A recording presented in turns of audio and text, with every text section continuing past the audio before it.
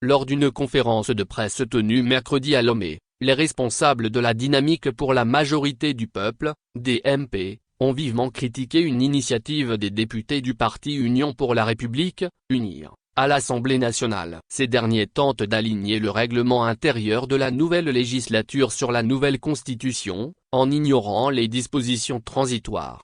Dans leur déclaration liminaire, les représentants de la DMP ont fermement dénoncé cette manœuvre, qualifiée de dessein funeste. Cette initiative ne saurait être tolérée, ont-ils affirmé avec force. Déclaration liminaire. La DMP vous remercie d'avoir répondu à son invitation à la conférence de ce 22 mai 2024, qui est organisée dans le cadre de son devoir de redevabilité envers ses électeurs et les populations togolaises. De presse. Dans son communiqué du 20 mai 2024, la DMP annonçait aux militants, sympathisants électeurs et à l'opinion publique nationale qu'elle siégera à l'Assemblée nationale où elle entend poursuivre le combat pour la libération du Togo de la dictature et l'instauration d'une véritable démocratie dans notre cher Togo.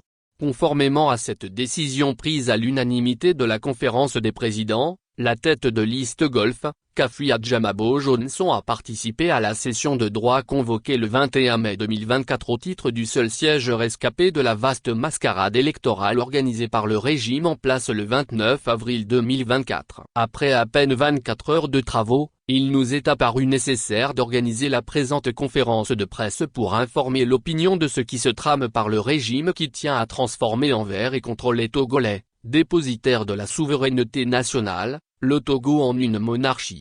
Ce dessein funeste est inacceptable et sa concrétisation ne sera jamais cautionnée par la DMP. Le 21 mai 2024, au cours de la séance inaugurale, et conformément à l'ordre du jour proposé et adopté par l'Assemblée, la liste de l'ensemble des 113 élus a été communiquée ainsi qu'un résumé des recours présentés contre les résultats proclamés et des décisions de rejet de la Cour. Au point suivant relatif à l'adoption du règlement intérieur, une commission de 19 membres, 16 députés UNIR et 3 de l'opposition, a été mise en place pour étudier un projet de règlement intérieur avant de le soumettre à la plénière. Une première réunion de la commission fut demandée dès la suspension de la plénière pour convenir des modalités de fonctionnement de la commission. Après concertation, les élus de l'ADODI et de la DMP ont décidé d'envoyer M. Wounirahan, élu ADODI à cette concertation. À notre grande surprise, dès cette concertation, les membres UNIR de la commission ont décidé de commencer l'examen du règlement intérieur,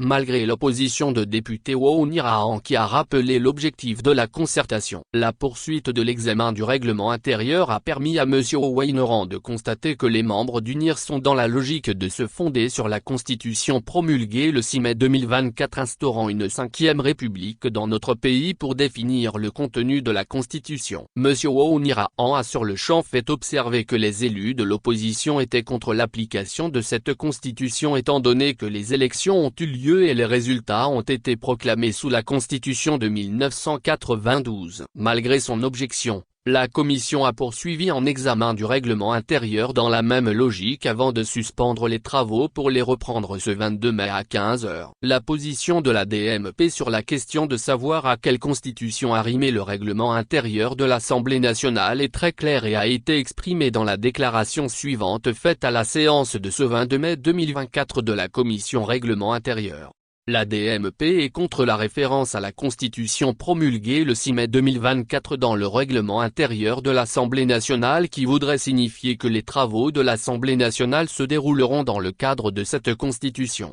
Tout d'abord, nous voulons vous rappeler que les élections ont été organisées dans le cadre de la Constitution de 1992 et les résultats définitifs proclamés sous le visa de cette même Constitution. Nous avons donc été élus dans le cadre de la Constitution de 1992 et pour appliquer cette Constitution, nous ne pouvons nous associer à une manœuvre visant à faire appliquer la Constitution promulguée le 6 mai 2024 parce que cette Constitution a été adoptée à travers un coup de force, c'est-à-dire en violation de la Constitution de 1992 et sans la participation du peuple, pour contrer les aspirations des Togolais à l'alternance, et parce qu'elle leur enlève sans leur consentement le droit fondamental de choisir leurs dirigeants. Aucun représentant véritable du peuple ne pourrait par conséquent cautionner une démarche visant à faire appliquer cette Constitution dont le contenu n'est pas conforme aux intérêts du peuple.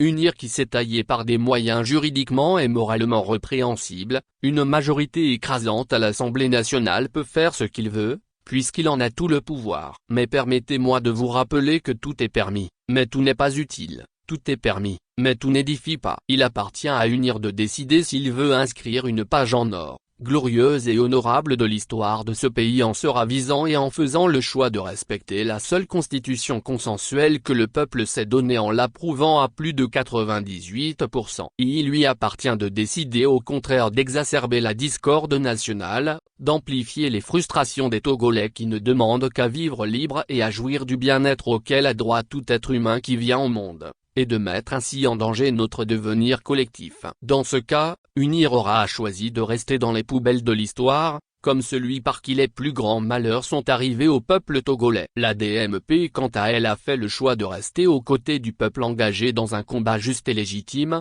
un combat extrêmement dur mais qu'il gagnera certainement. Voilà pourquoi nous continuerons durant notre mandat à nous opposer à tout ce qui peut paraître comme une trahison du peuple, et donc ne nous associerons pas à ce qui n'est ni plus ni moins qu'un parachèvement du coup de force constitutionnel perpétré contre ses intérêts. Voilà mesdames et messieurs les raisons par lesquelles nous avons voulu vous rencontrer cet après-midi. Le peuple doit être informé de ce qui se joue à l'Assemblée nationale. Nous croyons que nous sommes à la croisée des chemins et devons plus que jamais prendre nos responsabilités pour faire reculer le régime qui veut utiliser les députés sortis des élections du 29 avril 2024 pour parachever leur coup de force constitutionnel. Au moment même où l'Assemblée nationale tient ses travaux, 3 de nos jeunes, à peine sortis de l'adolescence sont arrêtés et pour 2 d'entre eux jetés en prison pour s'être exprimés sur le coup de force constitutionnel. La DMP dénonce cette arrestation arbitraire orchestrée pour semer la peur au sein des populations et étouffer toute contestation relative à la constitution du 6 mai 2024. La DMP demande au régime de faire preuve d'humanisme en libérant ces pauvres enfants qui doivent passer leurs examens de fin d'année. La DMP en appelle à cet effet à l'union de toutes les composantes de l'opposition parlementaire, extra-parlementaire et la société civile afin que nous soyons le fer de lance du mouvement qui va empêcher l'abandon de la constitution consensuelle au profit d'intérêts égoïstes et partisans. La DMP appelle le peuple souverain à la détermination et à la résilience car nul ne peut venir à bout d'un peuple déterminé. Que viennent les tyrans, ton cœur soupire vers la liberté.